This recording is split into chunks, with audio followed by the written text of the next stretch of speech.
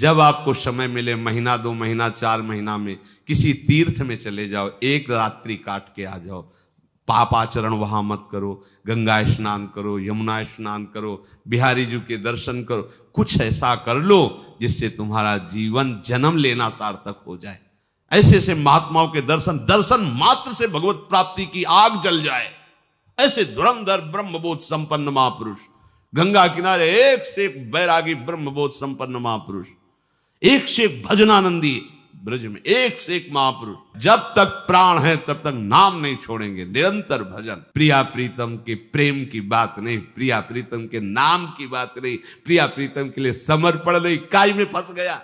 जिस शरीर को तुम बलवान बना रहे हो, यही हाथ तुम्हारे को फांसी पे टंगवा देंगे, यही हाथ तुम्हें जहर खवा देंगे। होश में, कहीं बाहर कोई शत्रु नहीं, तुम्हारे अंदर बैठ गया है। कैसे हटाए? बलवान को प्रवेश दो, नाम बलवान है, ये अंदर जाएगा, मार डंडे सबको बाहर कर देगा। पर आप नाम को इस तरह स्वीकार ही नहीं कर रहे।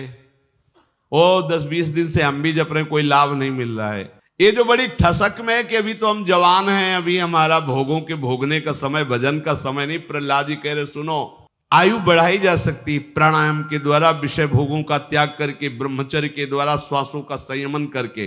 पर करोगे क्या बढ़ा के? मरना तो एक दिन पड़ेगा ही। जवानी जब उतरती है तो क्या बचता है? कीचड़, वही गंदे संस्कार, वही गंदा चिंतन। अब वो बैठे बैठे गणित लगाया करता है राग द्वेष की। बहू ऐसा कर रही, लड़का ऐसा कर, जीवन भर कमा के मकान बनाया, हमने पैसा कमाया, और हम ही को, वो हलवा और चाय पी के जाता है, हम मांगते रहते, हमें चाय भी नहीं देता। जब आप सत्संग सुनेंगे तो आपको सार बात की अनुभूति होगी। सत्संग का एक विशेष प्रभाव होता है। अगर सत्संग सुनकर असंगता नहीं बढ़ रही, भगवत प्रियता नहीं बढ़ रही, तो या तो तुम बहुत ही मूर्ख हो, कुसंग कर रहे हो, या फिर भाई सत्संग ही नहीं हो रहा है। दोनों बातें हैं। या तो सत्संग नहीं हो रहा, आप मानते हो कि सत्संग केवल भगवत प्राप्ति के लिए भगवत चर्चा, केवल भगवत प्राप्ति के लिए ही सुनना, अन्य कोई चाह उस श्रवण करते करते नष्ट हो जाएगी। तभी वो श्रोता और वक्ता दोनों भगवत प्राप्ति की लालसा से युक्त होकर के आनंद में मगन होते हैं। हम सत्संग सुने और राग द्वेष का पोषण करें, भोग वासनाओं का पोषण करें, तो फिर सत्संग नहीं। ये मूढ़ता है कि भगवान महिमा सुनने के बाद, नाम महिमा सुनने के बाद हमारी प्रीति न हो। उद्धव जी महाराज जब भगवान श्री कृष्ण की प्रेरणा से हमारे ब्रज में आए, और ये ब्रज लीला के अंतर्गत की बात है, और गोपी जनों की चरण धूलि में लोटे, तब उनको पता चला कि मेरे मित्र श्री कृष्ण क्या हैं। अभी ज्ञान पूरा था, पर प्रेम स्वरूप श्री कृष्ण का परिचय नहीं था। गोपी जनों ने स्पष्ट कहा, उद्धव मुझे जो श्री कृष्ण मिले हैं वो तुम्हें नहीं मिले, तुम्हें छल लिया। तुमने श्री कृष्ण के ऐश्वर्य को, ज्ञान को जाना, लेकिन वो कितने महान प्रेमी हैं तुम आज तक नहीं जान पाए। उस लीला में श्री जी भी विराजमान है गोपी जनों के बीच में, ब्रज लीला के अंतर्गत।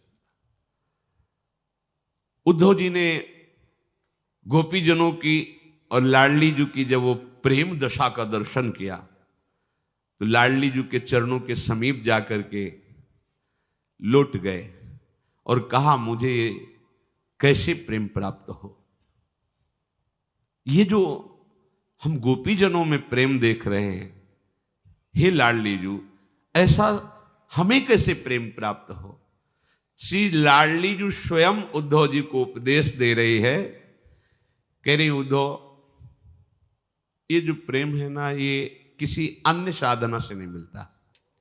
ये जो श्री कृष्ण प्रेम है, ये समस्त पृथ्वी का दान करने से, त्रिभुवन की परिक्रमा करने से, सब तीर्थों का स्नान करने से, सब व्रतों का पालन करने से, तप करने से, संपूर्ण यज्ञ करने से, सर्वस्व का दान करने से, वेद वेदांगों का पाठ करने से, भयभीत की रक्षा, अत्यंत दुर्लभ तत्व ज्ञान का उपदेश, अतिथियों का सत्कार, शरणागत की रक्षा, देवताओं का पूजन, वंदना, मंत्र अनुष्ठान, पुरस्चरण, ब्राह्मणों का भोजन, बड़े बूढ़े गुरुजनों की सेवा, भक्ति पूर्वक माता पिता का पोषण करने पर भी श्री कृष्ण का प्रेम प्राप्त नहीं होता। प्रेम किसको प्राप्त होता है? जिसने एकमात्र इनके चरणों का आश्रय ले लिया है। उसकी बराबरी 16वीं कला के समान ये सब नहीं है जो वर्णन किया, दान पुण्य अनुष्ठान, ये सब क्या आश्रय? आश्रय कैसा?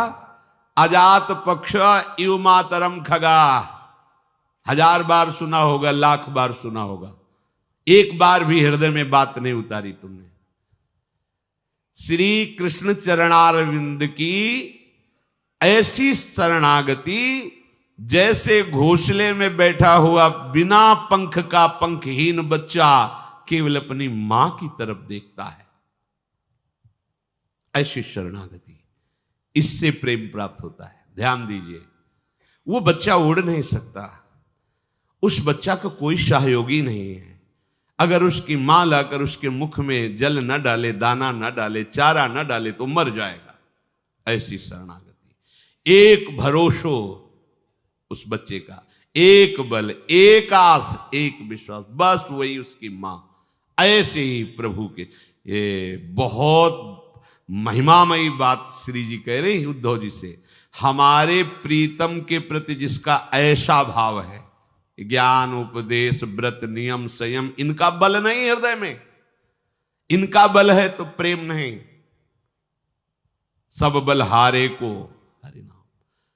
अंतर हृदय से पक्षहीन पक्षी के बच्चे के समान एकमात्र भरोसा केवल प्रभु का नाम चिंतन करते हुए, प्रभु के बल से।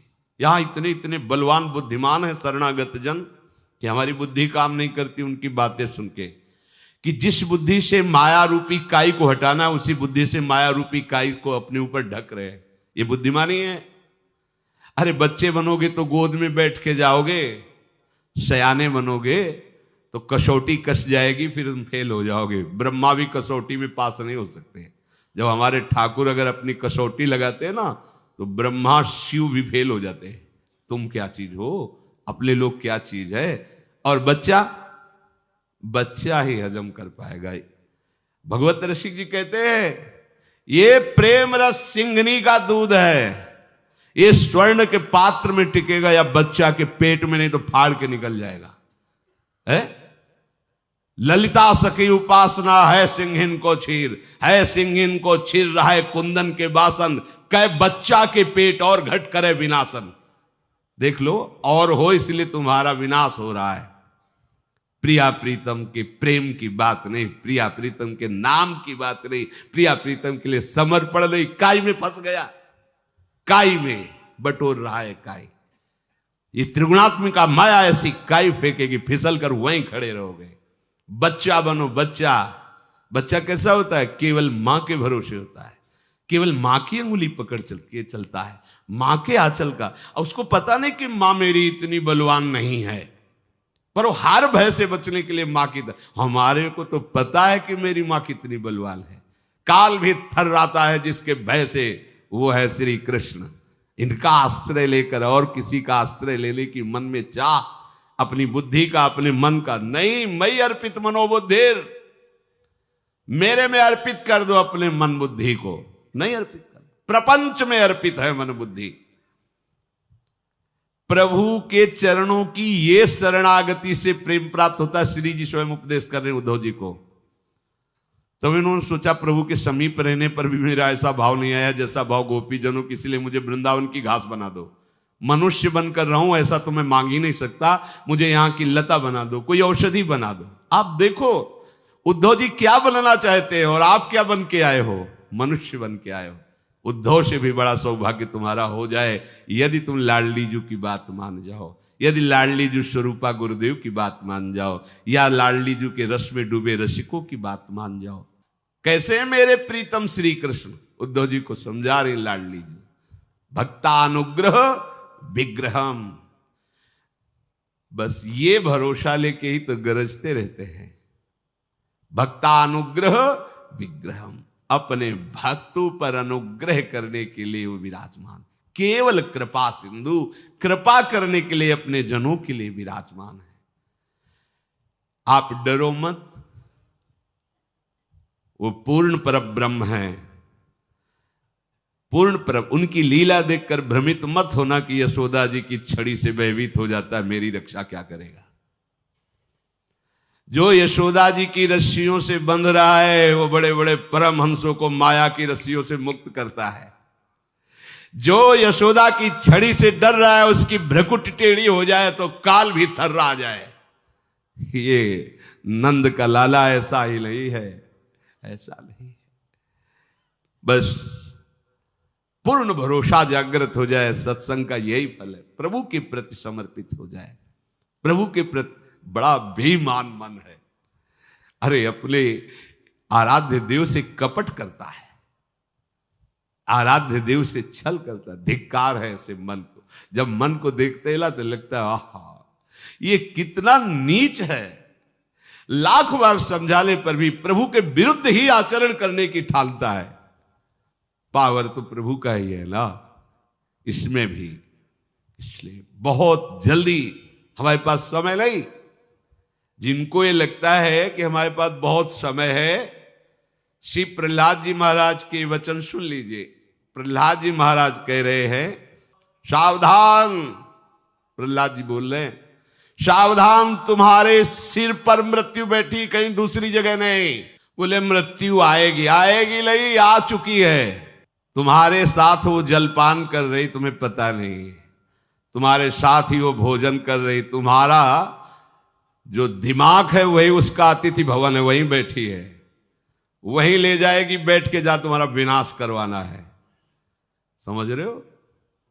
जैसी हो भवतव्यता तैसी बने सहाय, आप ना आवे ताहि पर ताहि तहा ले जाए। बुरी दशा आने के पहले बुद्धि बदली जाती है।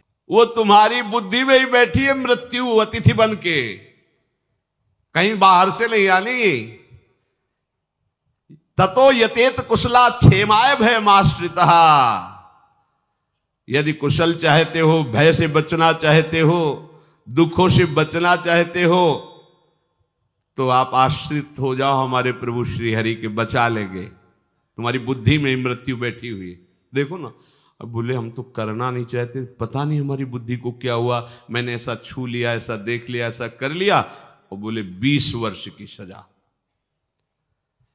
पता नहीं बुद्धि में क्या, बोले फांसी की सजा, आजीवन कारावास, 5 मिनट की गलती पूरा जीवन बर्बाद। क्या हुआ? तुम्हारी बुद्धि में ये अतिथि बनकर बैठी थी, तुम्हारा विनाश कर दिया। तुम्हारे मन में ही उसका प्रभाव पड़ रहा है। सावधान, ये ऐसे दुश्मन नहीं कि बाहर आके लड़े, तुम्हारे अंदर ही बैठे हुए हैं। और अंदर के दुश्मनों को कोई बाहर का सहयोगी भगा नहीं सकता, चाहे जितना बड़ा अंग रक्षक रख लो। और जब मृत्यु अपना काम करेगी तो वही सूट कर देगा तुम्हें। जो तुम्हारी रक्षा करने के लिए प्रण लिए है, उसी की बुद्धि में मृत्यु आदेश करेगी और तुम्हें वही सूट कर देगा। जिनको तुमने पाल पोष के बड़ा किया है, मृत्यु उन्हीं से तुम्हारा गला कटवा देगी। जिनके लिए तुम जीवन समर्पित किए हो, मृत्यु वही तुम्हारे जीवन का नाश करने के लिए खड़ा कर देगी। जिस शरीर को तुम बलवान बना रहे हो, यही हाथ तुम्हारे को फांसी पे टंगवा देंगे, यही हाथ तुम्हें जहर खवा देंगे। होश में, कहीं बाहर कोई शत्रु नहीं, तुम्हारे अंदर बैठ गया है। कैसे हटाएं? बलवान को प्रवेश दो, नाम बलवान है, ये अंदर जाएगा, मार डंडे सबको बाहर कर देगा। विश्वास करो, हरि नाम राधा नाम अंदर जाएगा, ऐसा आक्रमण करेगा कि जितने सब बैठे ना छाती ताने हुए, काम क्रोध लोभ मोह मद मत्सर मृत्यु, सब भयभीत हो जाएंगे और भाग जाएंगे। पर आप नाम को इस तरह स्वीकार ही नहीं कर रहे। ओ 10-20 दिन से हम भी जप रहे, कोई लाभ नहीं मिल रहा है। अनंत जन्मों से पुण्य और पाप के कर्म में फंसे हुए हो, 10-5 दिन में तुम लाभ चाह रहे हो जाए, इससे भी लाभ होगा। आगे बढ़कर के देखो, तब आपको पता चलेगा। श्री प्रहलाद जी महाराज कह रहे हैं कि मुख फैलाए हुए मृत्यु बैठी हुई है, बस वहां से जैसे फांसी में होता है ना, मुंह में कपड़ा डाल दिया, गले में रस्सी डाल दी, बिल्कुल घड़ी पे नजर है, सब अधिकारी जन खड़े और जे ही सुई वहां पहुंची, खत्म। बस ऐसे ही काल बिल्कुल खड़ा चिंतन में है, काल माने समय, इतना सेकंड बचा, मृत्यु फंसा रही, खत्म, बस खत्म। खड़ा एक्सीडेंट हो, दिल फेल हो गया, उसका एक सेकंड में हिसाब, कब शरीर चला जाए इसलिए पता नहीं। पुंसो वर्ष शतम आयुष तदर्थम चा अजितात्मना। ये जो बड़ी ठसक में है कि अभी तो हम जवान हैं, अभी हमारा भोगों के भोगने का समय, भजन का समय नहीं। प्रहलाद जी कह रहे सुनो, मनुष्य की पूरी आयु 100 वर्ष है, वर्ष शतम 100 वर्ष। कोई बहुत ही सुकृतवान पुण्य आगे का होता है तो 110, या योगी जन अपनी श्वासों को बचाकर आगे बढ़ा सकते हैं। जैसे 14 वर्ष का चांगदेव जी, 1400 वर्ष का चांगदेव जी थे, वो अपनी जहां मृत्यु आती श्वासों को रोक लेते और बहुत प्राणायाम के द्वारा सांसों का संयम, 1400 वर्ष। पर बच्चे ही थे, कुछ नहीं था उनके पास सिद्धियों के सिवा। भगवान की भक्ति करने वाले ज्ञाननिधि जी को अपना वैभव दिखाने के लिए चले, सांप की चाबुक लेकर के सिंह पे सवार होकर दिखाया कि मैंने 1400 वर्ष में ये प्राप्त किया। चबूतरे पे बैठे थे, देखा अच्छा योग का चमत्कार, जय श्री विठ्ठल भगवान। चबूतरा ऐसे चलने लगा और उसके होश उड़ गए कि मैं तो चैतन्य शेर को लेके आ रहा हूं, ये तो चबूतरा ही चल। भगवान की भक्ति के सामने 1400 वर्ष का चांगदेव योगी शरणागत। आयु बढ़ाई जा सकती प्राणायाम के द्वारा, विषय भोगों का त्याग करके, ब्रह्मचर्य के द्वारा, श्वासों का संयमन करके। पर करोगे क्या बढ़ा के? मरना तो एक दिन पड़ेगा ही। तो हरि प्रीति बढ़ाओ, श्वास काय को बढ़ा, जितनी श्वासें रहने दो। हम कह रहे 5 श्वासें बची, हम 5 बार राधा राधा ले लिया, हमें श्री जी मिल जाएंगे आखिरी श्वास में। अब प्रहलाद जी हिसाब बता रहे कि 100 में 50 तो बेकार समझ लो। अगर 100 वर्ष की आयु तुम्हारी है तो 50 तो बेकार समझ लो। उसमें बता रहे कि बेकार कैसे? बोले रात तो पूरी भोगों और सोने में चली गई। प्रायः संसारी जीव इसी में रात व्यतीत करते हैं। कोई संयमी योगी महात्मा ही भजन परायण रहते, नहीं तो रात जो है या तो घोर तमोगुण नींद में जाती है या रजोगुण तमोगुण मिश्रित भोगों में जाती है।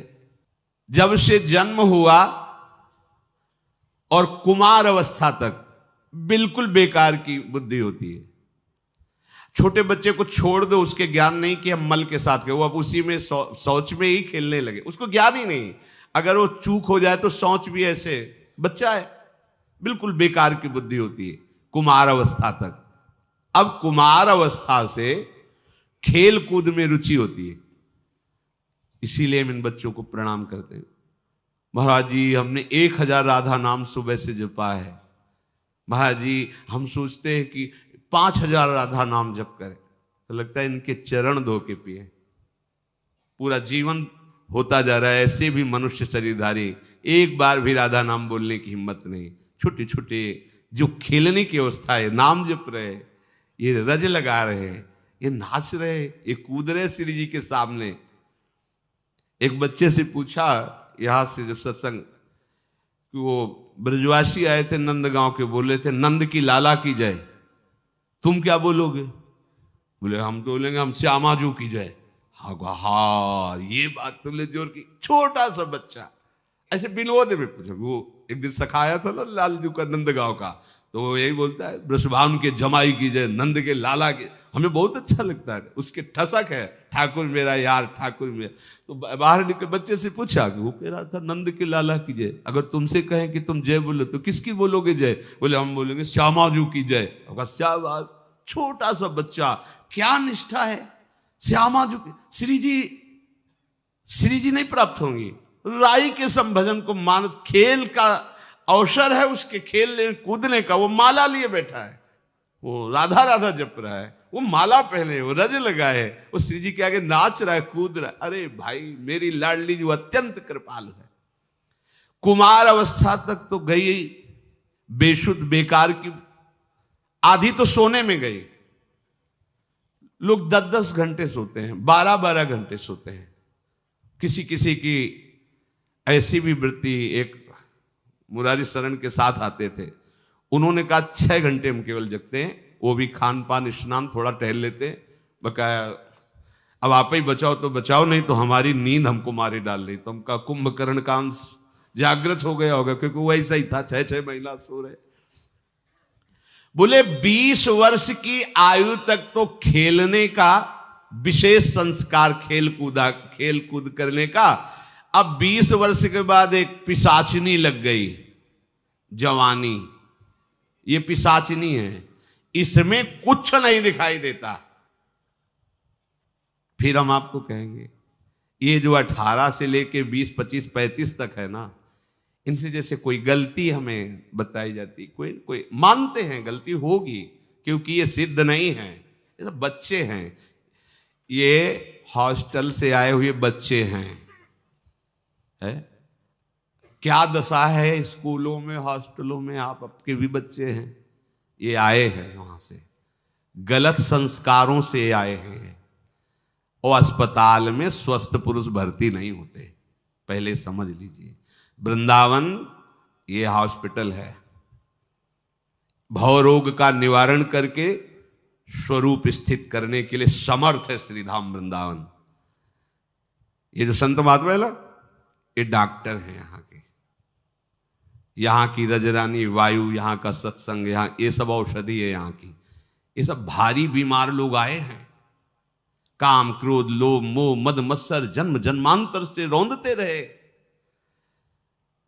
एक पागल हॉस्पिटल में रहने वाले व्यक्ति से बात किया कि जब आप पागलों के बीच में रहते हैं तो आपको कैसा अनुभव होता है। बोले महाराज जी, हम पहले गेट में घुसने के पहले सोचते ये सब मेरे बच्चे हैं, इनमें से कोई हमें मारेगा, कोई गाली देगा, कोई उद्दंडता करेगा, हम जैसे अपने बच्चे की सेवा करते हैं ऐसे करेंगे, ऐसा भाव लेके जाते हैं। तो कभी किसी ने मारा भी? बोले हाँ, हम एक कमरे से दूसरे कमरे, वो लिपट गया, पीटना शुरू किया, दूसरे गार्ड आकर हमें बचाए, पर हम ऐसा नहीं कि उसको जहर का इंजेक्शन दे दे, नहीं, हम वैसे ही उसकी सेवा करें, क्योंकि पागल है। हम आपको सही बताए, हम सब पागल ही है। अगर हमारे गुरुजन, हमारी श्री जी हमको वैसे ही प्यार न करे तो हम सब पागल हैं। पागल कैसे? सच्चिदानंद प्रभु के नाम रूप को छोड़कर विषयों की तरफ देखना पागलपन नहीं तो और क्या होगा? हीरा बिनना छोड़कर कांच बटोरना पागलपन नहीं होगा? दूध पीना छोड़कर चावल का धोवन पीना पागलपन नहीं होगा? अरे प्रभु की रसमयी भक्ति छोड़कर विषय आनंद, प्रभु के नाम रूप लीला धाम की महिमा का गान न करके विषयों की वार्ता, पागलपन ही है। मेरी लाडली, मेरे गुरुदेव, वृंदावन के व्यक्त अव्यक्त महापुरुष, ये ऐसे सद्वैद्य हैं, ये हमारी उद्दंडता पर ध्यान नहीं देंगे, वो हमें औषधि देके निरोग और स्वस्थ ही करेंगे। ये जवानी ऐसी तूफान भरी अवस्था है कि सब कोई अपनी छाती में हाथ धर के देख लो कि क्या नहीं कराया इसने। जो जवानी क्रॉस कर चुके हैं उनसे हम कह रहे हो, जो जवानी में है वो दोनों छाती में हाथ धरने का मतलब होता है साक्षी अपने को ही करके। आप देखो, आपके अगर आचरण ओपन हो जाएं तो आप ही मुंह दिखाने लायक नहीं रहोगे। आप देख लो, सब, हम किसी एक को नहीं कह रहे, अगर यहां जो चलता है और टीवी में चला दिया जाए तो क्या होगी दशा, सोचो जरा। तुम्हारे जो यहां छाती में चलता है और वो टीवी में दिखा दिया जाए एक्सरे की तरह कि देखो ये चल रहा है, हालत बिगड़ जाएगी। पर हमारे प्रभु सब देखते हुए भी हमको स्वीकार किए हुए हैं। कितने कृपालु, उनकी कृपा की तरफ देखो। ऊपर से हम अगर बचाव पक्ष में हैं तो अंदर से हम कितने फसाव पक्ष में हैं, पर हमारी वो सब बातें हमारे प्राण प्यारे आराध्य देव क्षमा कर रहे हैं। इसलिए आपकी दृष्टि में ये दोष वृत्ति नहीं होनी चाहिए कि अमुक कैसा है, अरे इनके तो बड़े भाग्य है, वृंदावन वास करते, सत्संग सुनते, नाम जप करते। छोटी मोटी गलतियां हैं, जैसे हरि हजारों गलतियां मिटा रहे हैं ऐसे ही मिटा देंगे। हरि बड़े कृपालु है, हमारा सिद्धांत समझो। जवानी के 20 वर्ष ऐसे भोग में जाते जैसे नशे में व्यतीत हो गए। जैसे आप कस के कोई नशा कर लो, भांग खा लो, और जब तक चढ़ी रहेगी तो वही चढ़ी रहेगी। तो जवानी का नशा लगभग 20 वर्ष, कुमार अवस्था के बाद जो यौवन अवस्था का प्रवेश होता है, 20 वर्ष ऐसा धुआं मचता है, बस केवल वासनाओं की धूम होती। सब देख लो, कुछ भी दुराचार बकाया न रह जाए यदि शास्त्र अंकुश और समाज का भय, गुरुजनों की मर्यादा का भय ना हो। जिनके हृदय में है वही बच रहे, नहीं तो ये जवानी क्या करवा देती। देख लो, आप सब देख लो। अब 20 वर्ष यौवन अवस्था के पागलपन के गए। जवान जो पुरुष होते, रात में नींद नहीं आती, पागलों की तरह विषय क्रीड़ा, विषय चिंतन, दिन में जो समय जाता है वो विषय संग्रह। दो ही प्रवृत्ति आए, विषय संग्रह, विषय भोग। प्रत्येक की सबको। ये किसी का ऐसा नहीं कि आप वेश परिवर्तन कर लिए तो आपके अंदर नहीं आएंगे, सबके अंदर। हां, बच वही सकता है जिसने नाम को हृदय में विराजमान कर लिया, राधा राधा राधा। ऐसा मत समझो। हम आप सबसे प्रार्थना करते हैं क्योंकि उसी मार्ग से चले हैं। साधक की गलती आपको दिखाई दे रही है, पर वो कितना अंदर से तोड़ दिया गया है, माया ने कितना परास्त किया है, उसकी बात को आप नहीं समझ सकते। उस गलती को हमारे प्यारी जू और प्यारे जू क्षमा करके आगे बढ़ाते हैं। अगर वो क्षमा न करे तो हम कोई भी आगे नहीं बढ़ सकते, कोई भी आगे नहीं बढ़ सकते। हम उनके चरित्र गाते हैं जिनके चरित्र पीछे के देख लो, उनके चरित्र गाते। क्यों? ऐसे थे, भगवान ने ऐसे बना दिया। उसी में हम लोग भी तो सब है। हम कैसे थे, कैसे प्रभु मुझे प्रतिदिन बना रहे हैं, आगे बढ़ा रहे हैं अपने चरणों की तरफ। ऐसे ही सबको प्रभु आगे बढ़ावें। प्रार्थना करनी, हे प्रभु अगर दोष दिखाई दे, नाथ आपका दास है, आप कृपा करो, इसके दोष हरण कर लो। हमें प्रार्थना करनी चाहिए। अगर ऐसी प्रार्थना करेंगे तो हम दोष रहित हो जाएंगे, हमारा हृदय प्रभु निर्मल कर देंगे। अब आगे का जो अवस्था आती है, पूज्य पंडित गया प्रसाद जी महाराज ने कहा 45 वर्ष के बाद ब्रह्मचर्य धारण करो, नहीं तो वासना का तूफान जवानी से भी ज्यादा तुम्हें नष्ट कर देगा। जरूर महापुरुषों ने अनुभव किया। उनका 45 वर्ष में ब्रह्मचर्य धारण कर लो एकदम। इसके बाद फिर, क्योंकि इसके बाद आपका फाइनल आ रहा है, अब फाइनल की तरफ चल रहे हो। क्या आएगा? बुढ़ापा। बुढ़ापा का मतलब मृत्यु, किसी भी क्षण कभी भी आ सकती है। अब जब शरीर मृत्यु की तरफ जाने वाली अवस्था का है, अकाल मृत्यु तो कभी भी हो सकती है, आयु कभी भी समाप्त हो सकती है, पर क्रम से बता रहे। आधी तो गई सोने में, बचपन गया बिल्कुल मूर्खता का अवस्था होती है, कुछ ज्ञान नहीं, सत असत का, शुभ अशुभ का, हित अहित का कोई ज्ञान नहीं रहता। जवानी आई तो भयंकर तूफान वासनाओं का। अब उतार आया तो जब बाढ़ घटता है, बाढ़ का पानी, तो बचता क्या है? कीचड़ बचता है ना। जवानी जब उतरती है तो क्या बचता है? कीचड़। वही गंदे संस्कार, वही गंदा चिंतन। आश्चर्य होता है, आश्चर्य होता है। लकड़ी लेके चल रहे, सीधे खड़े नहीं हो सकते, पर न भगवान के नाम से प्रेम है, न भगवत चर्चा से प्रेम, वही संसार की बातें, वही। आश्चर्य होता है, भैया अब तुम जाने वाले, थोड़ा तो कमा लो, राधा राधा बोल लो। बड़ी मोहाशक्ति विचित्र होती है।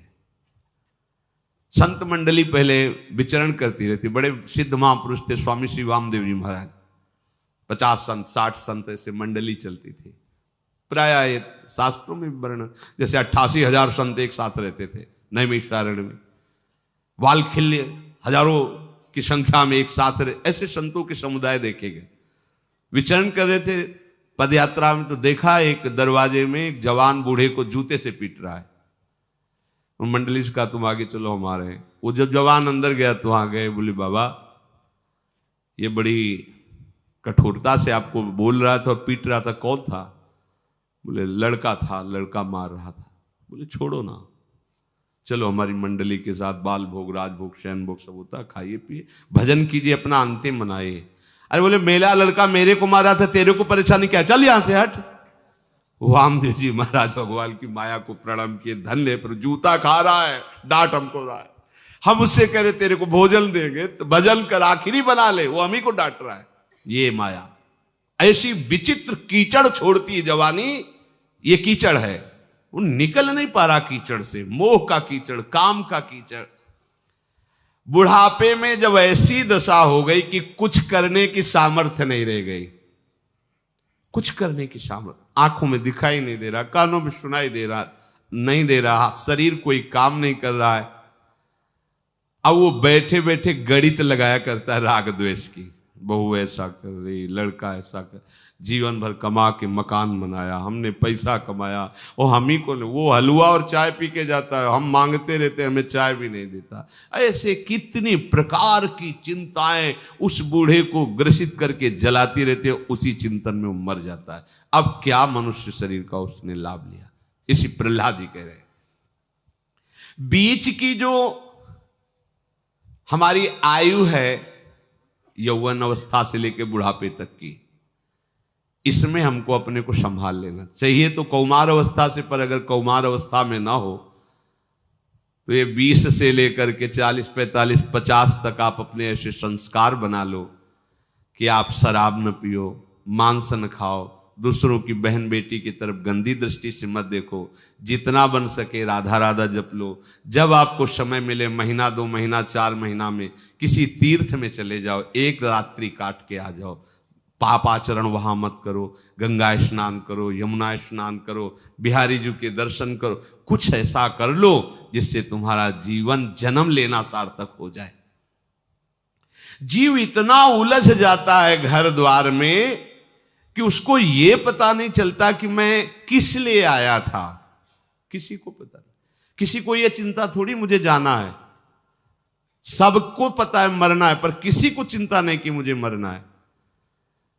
अभी श्री जी की कृपा से बात हट गई, नहीं पीछे रात दिन मुझे एक ही भय लगता था, अभी मुझे भगवत प्राप्ति नहीं, शरीर छूट गया तो क्या। जब नई अवस्था में वो यही लगता, एक बार मैं प्रभु को देख लूं बस, एक बार मैं ब्रह्मबोध प्राप्त कर लूं बस, यही लगता, पता नहीं कब शरीर छूट जाए। और इतना सुंदर अवसर मिला कि ऐसे पवित्र कुल में जन्म, सब अगर ये सब मिला और भगवत प्राप्ति नहीं हुई तो फिर जीवन का क्या, तड़पते रहते थे। बस ये भय एक लग गया था, इसीलिए खाना पीना सब बेकार, एक भय लग गया, कब शरीर छूट जाए पता नहीं कब शरीर। और भगवत साक्षात्कार नहीं हुआ, केवल ज्ञान की बातें बोलने से थोड़ी कल्याण होता है, उसका अनुभव करने की जरूरत है। केवल भगवान की हम बातें कर रहे हैं, भगवत साक्षात्कार नहीं कर रहे हैं तो हमारा मार्ग तो रुका हुआ है ना, हमें वो लाभ तो नहीं मिल रहा ना। भाई ऐसा मत करो, हाथ जोड़ के कह रहे हैं, मत करो। ये अवसर जो मिला है फिर पछताओगे, नहीं मिलेगा अवसर, जो अभी मिला है ये आगे नहीं मिलेगा। मान लीजिए जो पीछे सौभाग्य मिला अपने लोगों को, वो धीरे धीरे खत्म हो रहा है।